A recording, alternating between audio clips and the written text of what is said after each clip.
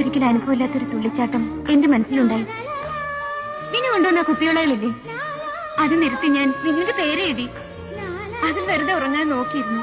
വിനുവിന്റെ ആ ഡയറി ഇല്ലേ, അതിലെ പേജുകൾ ഞാൻ കൂടെ കൂടെ മറിച്ചു നോക്കും. ഒരു ദിവസം എല്ലാ പേജുകളിലും ഞാൻ വിനുവിന്റെ ചിത്രം കണ്ടു, എന്റെയും.